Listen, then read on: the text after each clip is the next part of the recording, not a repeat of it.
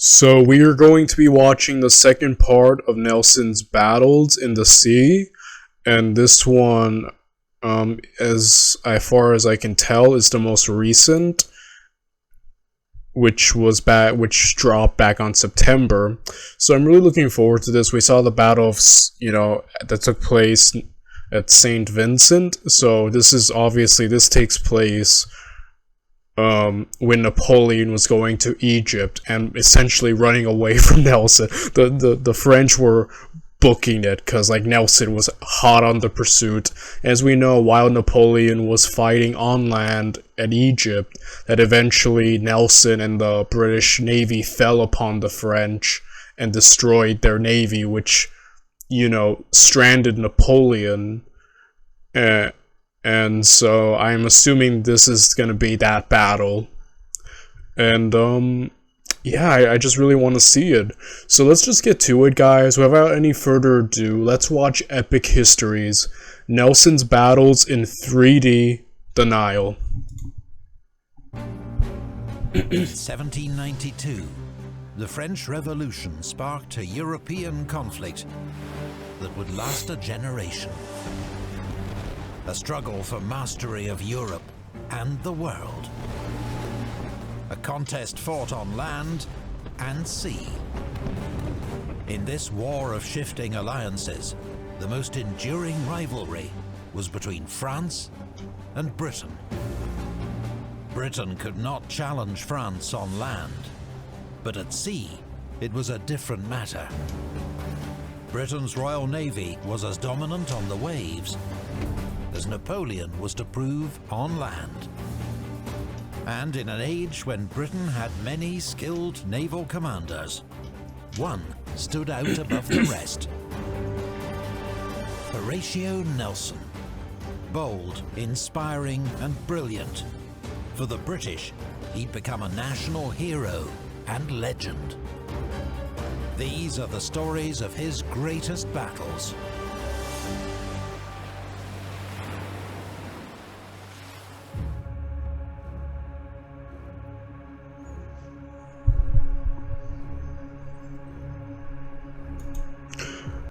Duty is the great business of a sea officer. All private considerations must give way to it.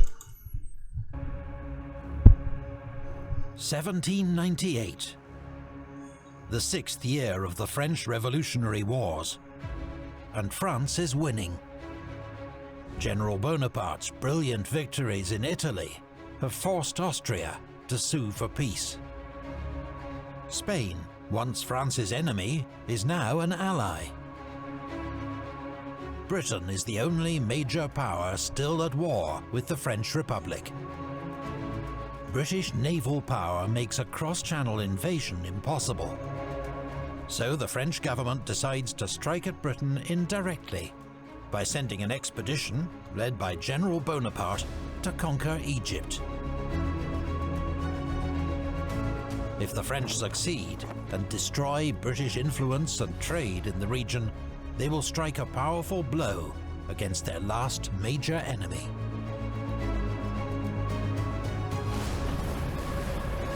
The previous year, the British defeated a Spanish fleet at the Battle of Cape St. Vincent. But the Royal Navy currently has no major forces in the Mediterranean. Therefore, the French believe they can sail to Egypt in relative safety. When the British learn that a large French fleet is assembling at Toulon, they send Rear Admiral Nelson with 3 ships of the line to investigate. But he is driven south by gales, just as the French, with 13 ships of the line, several frigates, and hundreds of transports, set sail. Bonaparte has given the British the slip.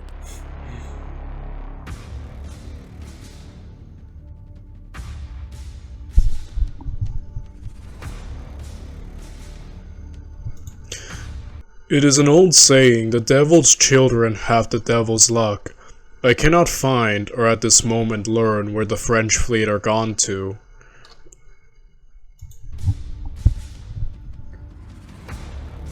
Nelson is reinforced with 11 ships of the line. And learning that the French have stopped at and captured Malta, he correctly deduces that Egypt is their destination. He sets off at full speed to intercept.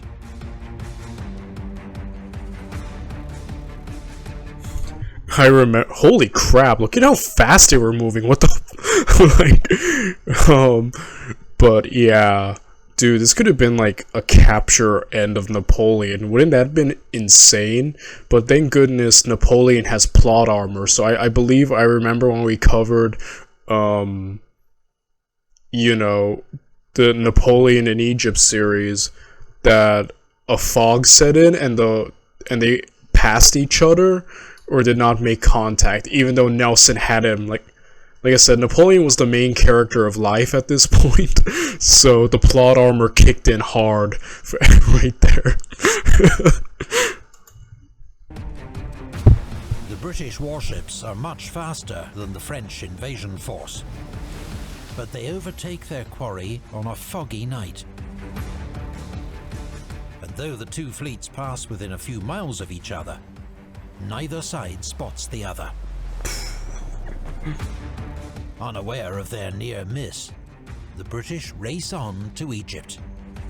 Arriving at Alexandria, Nelson sees no sign of the French and heads north to continue the hunt. He misses Bonaparte's fleet by 24 hours. Again, just that luck, right? Holy crap. Well, unfortunately they won't have it for long, because Nelson will come back with a vengeance. But man. The French land safely in Egypt and march inland, en route to a famous victory at the Battle of the Pyramids. The French fleet remains at anchor in Abu Qir Bay. More than a month later, word finally reaches Nelson in Sicily that the French fleet is in Egypt. Racing back to Alexandria with his squadron, he arrives on the 1st of August.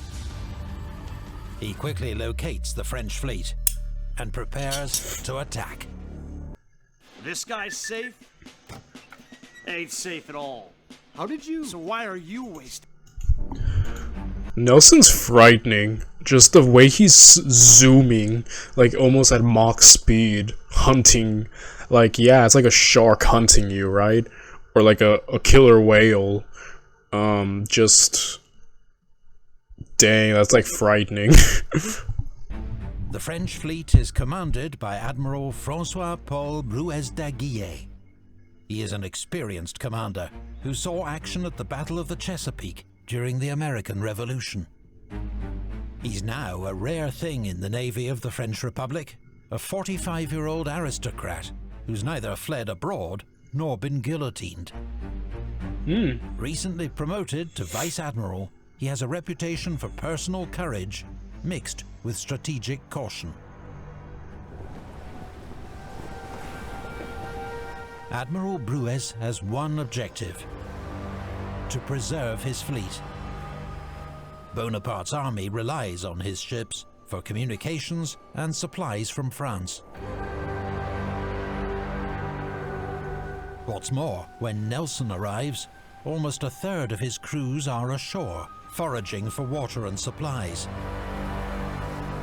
Admiral Bruez concludes he must fight a defensive battle. His fleet, 13 ships of the line and 4 frigates, will remain anchored in Abu Qir Bay, inline and just under a mile from shore. His own flagship, the first-rate 120-gun L'Orient, is in the center. Shoals and shallow water protect their western flank, meaning the French, with their reduced crews, only have to man the guns on one side. I will say, that is... I feel like, yeah, he made the logical call there with making this a defensive battle. At least that's what I think I'd do. And yeah, I guess like in terms of like geography, this seems like a pretty sweet deal. Only have to manage on one side. he mentioned the shallowness of these waters, so he doesn't have to worry about like someone flanking him. Sounds pretty good so far, and he seems ready for the battle, or a battle, so it's not as I originally, I guess, surmised or thought that they were caught completely unawares, though it made it sound like that every telling that I've heard about Nelson destroying this fleet. So let's see how it plays out, though. They have to man the guns on one side. Bruez issues orders for each French ship to secure itself to its neighbours, fore and aft, with heavy cables. The fleet is to form an unbreakable wall of ships, ready to resist any attack. Bruez well knows the reputation of his enemy, Rear Admiral Sir Horatio Nelson. The previous year, Nelson had been feted for his heroic role at the Battle of Cape St. Vincent, but 5 months later, he'd lost his right arm following a failed attack on the Spanish at Tenerife.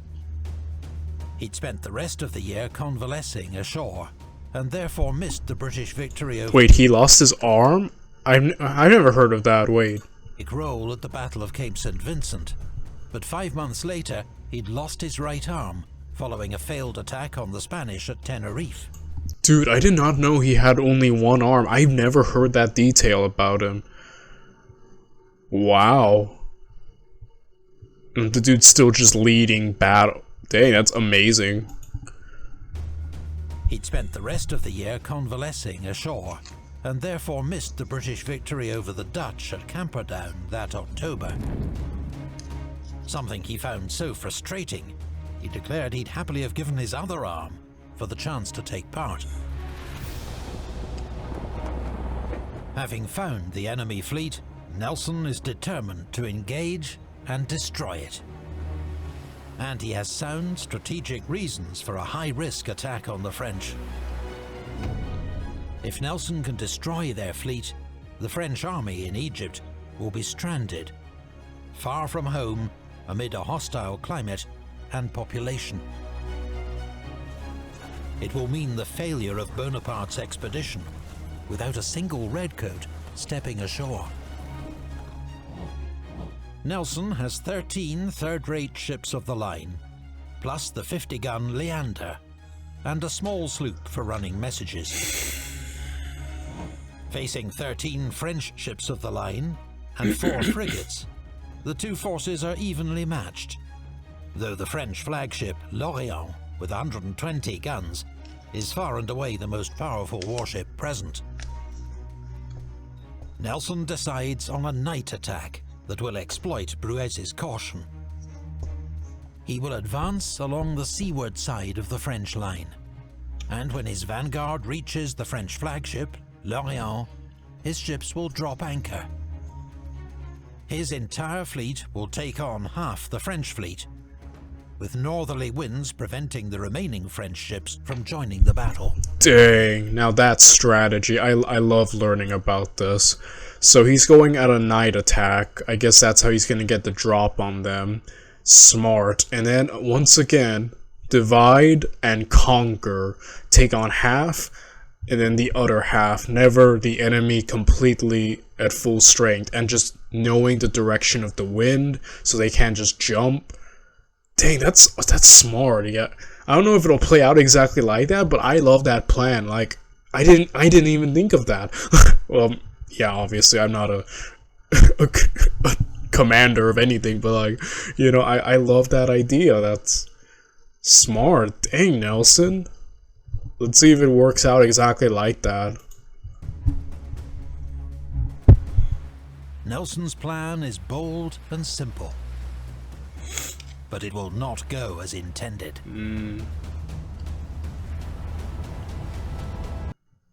Flight deck, we are go for launch. Is that the one? So much space.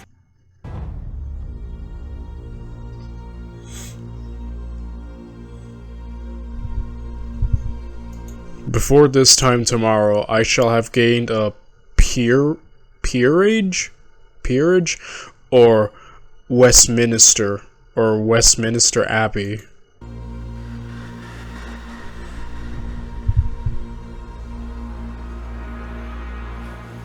British fleet begins its final approach at 6 p.m, under full sail, in line astern. The 74-gun HMS Goliath is in the lead. She is followed by HMS Zealous and HMS Audacious. The wind is from the northwest. The seas calm. The British do not have reliable maps of the bay, meaning there is a real risk of running aground. So HMS Goliath has to take careful soundings as she goes, checking the sea's depth. When Goliath rounds the entrance to Aboukir Bay, marked by shoals and a small island, the British begin their turn south to sail with the wind towards the French line. The French have been observing the British approach, and at 6:20 p.m, as Goliath comes within range, they open fire.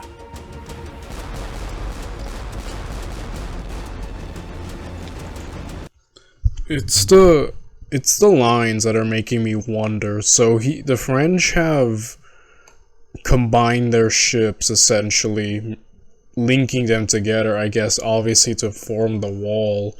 Though at the angle that the British are coming from, wait, assuming, I don't know how Nelson's plan exactly gonna go. He just said it's not gonna go exactly, but like, would it? I'm wondering, at this line, they go through here, then they won't be able to utilize their full wall of ships. And I'm wondering if the line thing would just completely hinder their mobility, wouldn't it? Like, I mean, obviously due to the wind already, they're not gonna jump up. But like, I feel like, I don't know, if I'm not sure if it would. Like I said, I'm ignorant of naval warfare, but it just seems like that would. I mean, if they were coming from this direction already, then yeah, I'm okay with it. But it's just the angle that the British are showing up at. It just seems, I don't know if that's gonna even play a part, or I'm just like tripping. But well, there are plenty of minutes left in the video. Let's find out, shall we?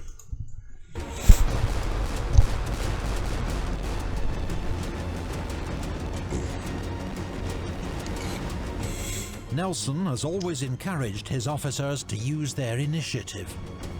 So when Captain Foley, commanding HMS Goliath, sees there is a gap between the French ships and the shoals, he makes a snap decision to sail down it. Goliath's course will be followed by Zealous, Audacious, Orion, and Theseus. Nelson's flagship, HMS Vanguard, will now lead the rest of the fleet down the seaward side of the French line. Holy crap, and then they're just gonna sandwich the French fleet. I mean, if this works. Dang, here I was talking about the geography, and yeah, it seems like he had the right idea, but apparently he wasn't close enough because they could exploit this gap, so the French should have probably moved closer. Wow. Dang, man. Captain Foley's bold decision exploits a disastrous oversight by Admiral Bruez. He has assumed that the shoals make it impossible for him to be attacked from the landward side. Now, not only will his vanguard be doubled, attacked on both sides, but French guns on the landward side are not even ready for action. There are barely enough sailors to man them. As Goliath passes across the bow of Guerrier, she fires a raking broadside into her, round shot smashing its way down the length of the ship. Each following British ship blasts Guerrier in the same merciless manner.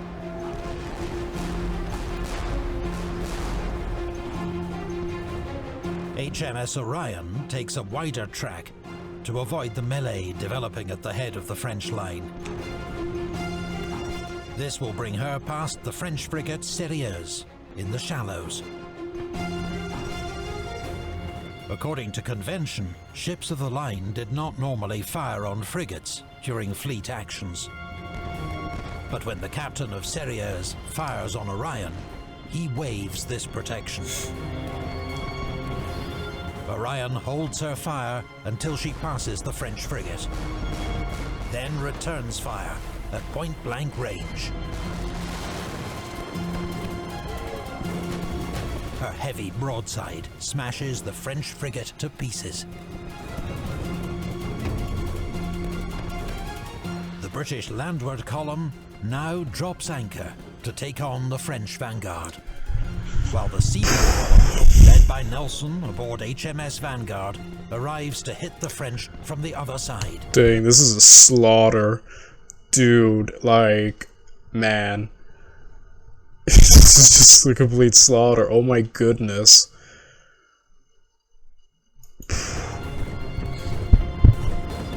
Each ship's captain singles out a target and drops anchor alongside. Vanguard alongside Spartiate, Minotaur against Aquilon, Defense against Peuple Souverain. 5 French ships are now under attack from 8 British ships, most of them from both sides. HMS Bellerophon and Majestic now join the battle. They head for the center of the French line. Bellerophon aims for Franklin, but overshoots and comes alongside Admiral Bruez's formidable flagship, L'Orient. HMS Majestic also misjudges her approach, becoming entangled with Tonon and fighting 2 French ships simultaneously. By 7 p.m., the light is fading. 2 miles north, the last British ship, HMS Culloden, cannot make out the edge of the shoals and runs aground. HMS Leander and the sloop Mutine divert to try to tow Culloden clear. But it will prove a futile task. Culloden's fate shows just how small the room for error has been during the British approach. It's nice to see that. Obviously, when I hear about this battle, mainly Nelson crushes the French and whatnot. But it's nice to see that, like, that how important it is to get everything right, that things didn't go completely smooth, like Nelson's original plan didn't go the way he wanted it. Some error of some ships miscalculating their target, and this ship, you know, HMS Colon, getting, you know, stuck on land. It's nice to see that, you know, there were some errors, and just seeing the intricacies of that. And I also do like some of the names, like Theseus and Bellerophon. I'm currently taking an English class on mythology, and so we read Ovid's Metamorphoses. We've covered a lot of Greek / Roman studies this semester. So I don't know, I just really like some of these ships are named after like traits like audacity and zealousness, and then others are just like you know, straight up from mythology characters. I don't know, I've really liked that detail. The French vanguard has now been under heavy attack for 30 minutes. Conquerant has been completely dismasted. Her captain is dying. A third of her crew are casualties. She is first to strike her colors. But it's not all one-way traffic. HMS Bellerophon is heavily outgunned in her contest with L'Orient.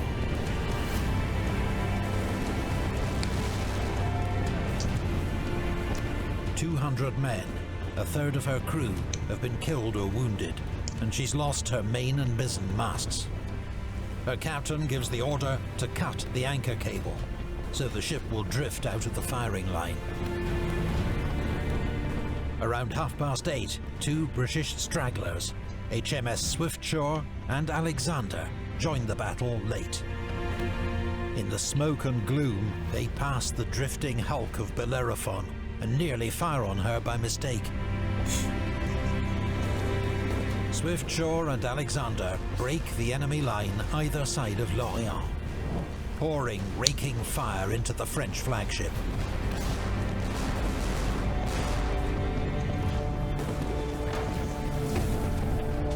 Aboard Vanguard, Nelson's been hit in the forehead by a splinter. His face streaming blood, he thinks it's the end. "I am killed," he announces. "Remember me to my wife." But he's soon stitched up by the ship's surgeon and back in command. The wounds of French Commander Admiral Bruez aboard Lorient are far more serious. Horribly injured in the face and hands, he's then hit by a cannonball that removes his legs. He still refuses to leave his post on deck and dies there. As darkness falls... Holy crap, that's metal. Oh, and brutal. Oh, I hate having that image in my head. Ugh. Guerrier and Spartiate, which have been under heavy fire for more than 2 hours, both strike their colours.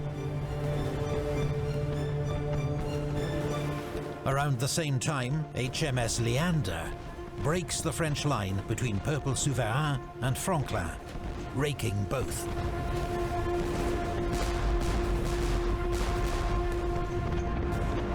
The battle is turning decisively in the Royal Navy's favour. Aquillon fights hard, turning herself to rake the British flagship HMS Vanguard.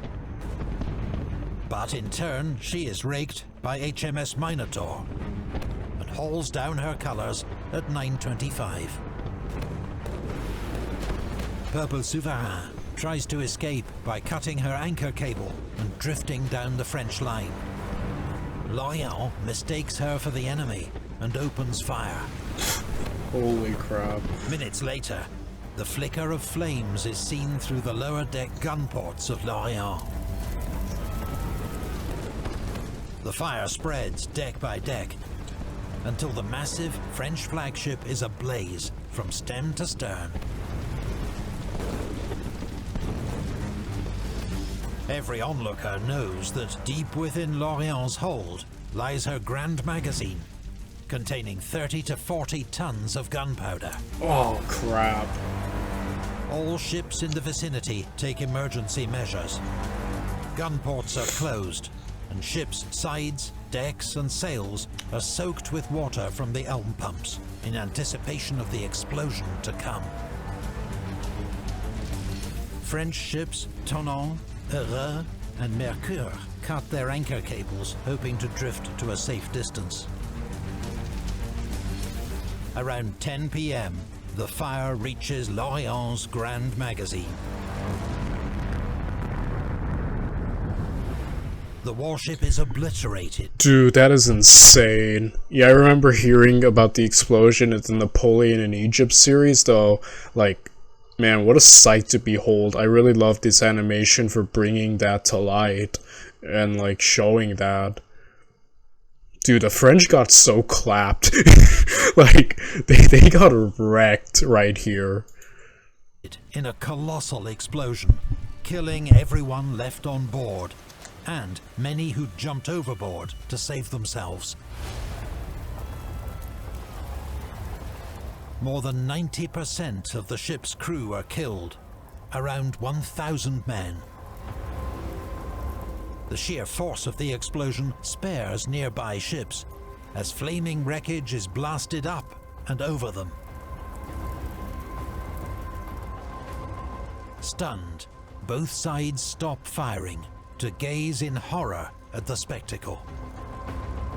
British ships lower boats to rescue the few survivors. After a 10-minute lull, firing resumes.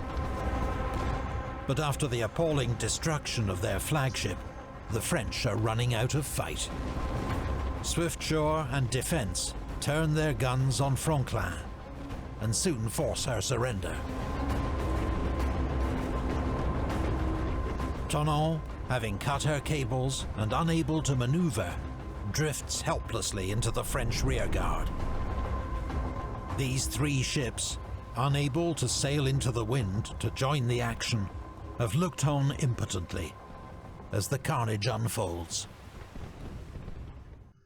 These are the viral TikTok Gordon Ramsay pans, and here's why the hype is real. This is seriously the— Dude, I was gonna say, like, this part of the enemy, like, the wind, you have to take, right? Like, I see the importance of just taking into account the winds. And Admiral Nelson's original plan, he took it into full account, knowing that he could afford to isolate the enemy. And it seems like a factor of that has played here, because the French, literally, their rear guard just could only sit there and watch. And they couldn't reposition themselves to, like, face the oncoming British, so that sucks. Like, just watching your side get wrecked helplessly, like, oh man, like, that would be awful to just witness and basically do nothing. Like, you can't do anything.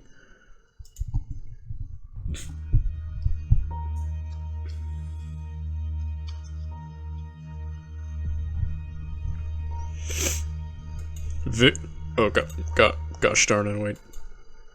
Okay.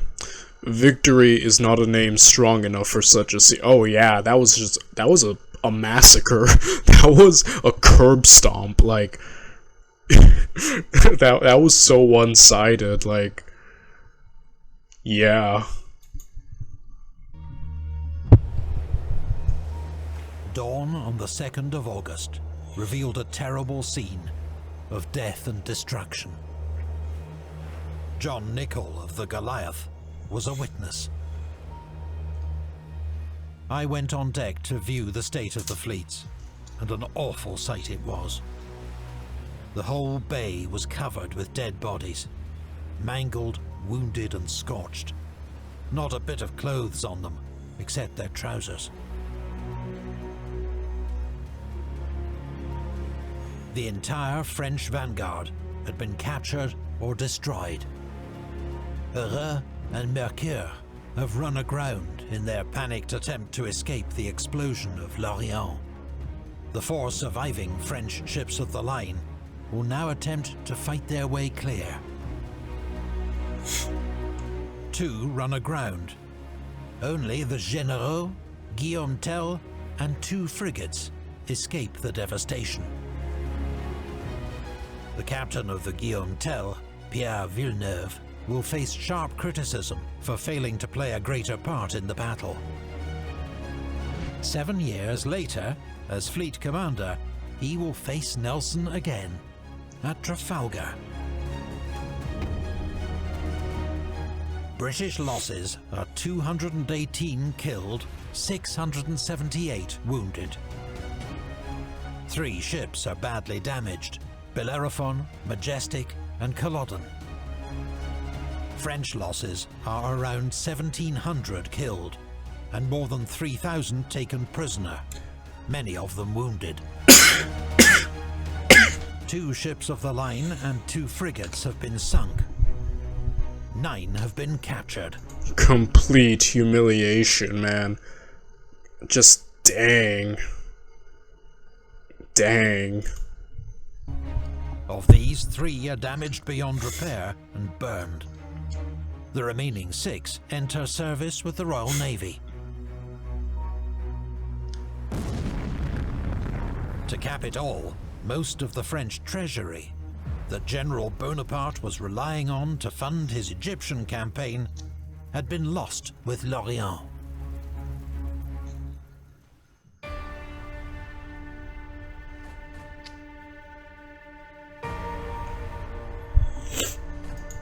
First gain the victory, and then make the best use of it you can. Nelson's brilliant victory at the Nile had major consequences. the balance of naval power in the Mediterranean shifted dramatically in Britain's favour. General Bonaparte's expeditionary force in Egypt was cut off, and though its commander slipped back to France the following year, his army was forced to surrender in 1801. The French garrison of Malta also surrendered, the island becoming a British protectorate. French defeat encouraged her enemies to form a new second coalition and renew the war. Nelson was the hero of the hour, feted in royal courts from London to St. Petersburg and Constantinople. He received jewels, medals, ceremonial swords, and his long-coveted peerage, Baron Nelson of the Nile. The Nile was one of the most decisive and crushing naval battles in history. Some historians argue it was the most significant Nelson ever fought. But the battle with which Nelson's name was to be forever linked would be fought 7 years later, off Cape Trafalgar.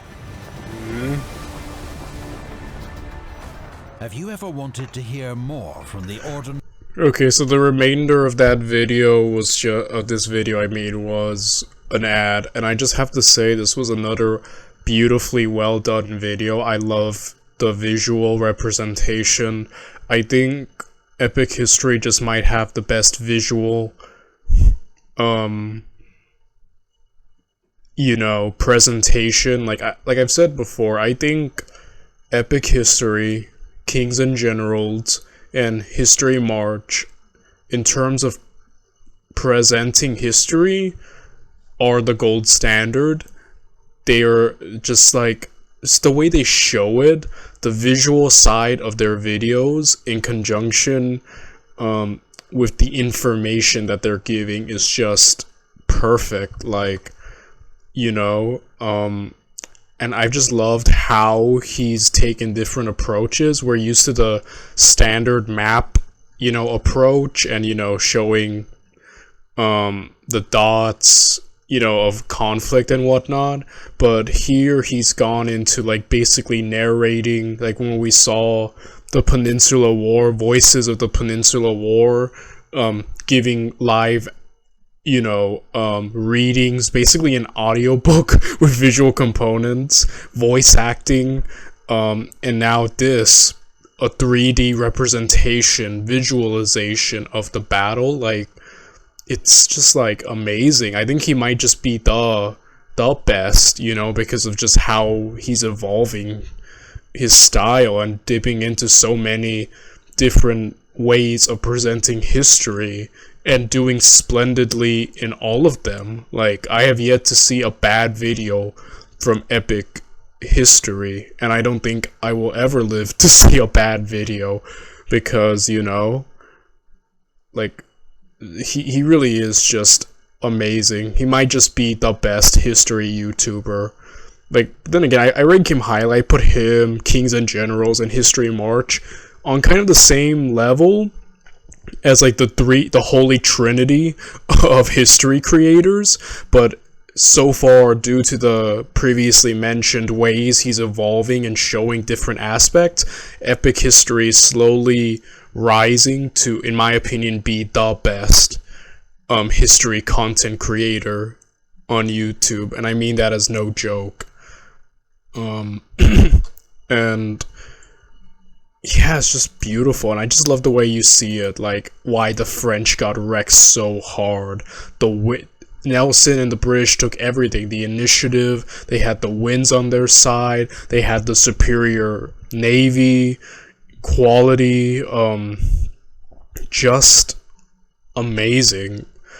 And I really love learning about naval warfare. It's something I've always neglected. Like, before I even started this channel, I studied, you know, battle tactics, strategy, you know, but mainly just on land. I never dip my toes, no pun intended, into the waters of naval combat or aerial air combat.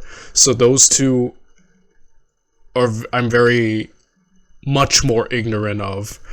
And you know, like watching these videos of the HMS Victory series and then Nelson's battles definitely gives me a better idea of what's going on. And again, like, this was just, I love seeing it in action. It gives me a newfound appreciation and respect, you know, for those sailors and naval soldiers who handled this. Like, it really is just great. And overall, just splendidly done. And yeah, I don't really have much else to add other than this was another great video. And I guess I'll see you all in the next time. So until then, take care everyone.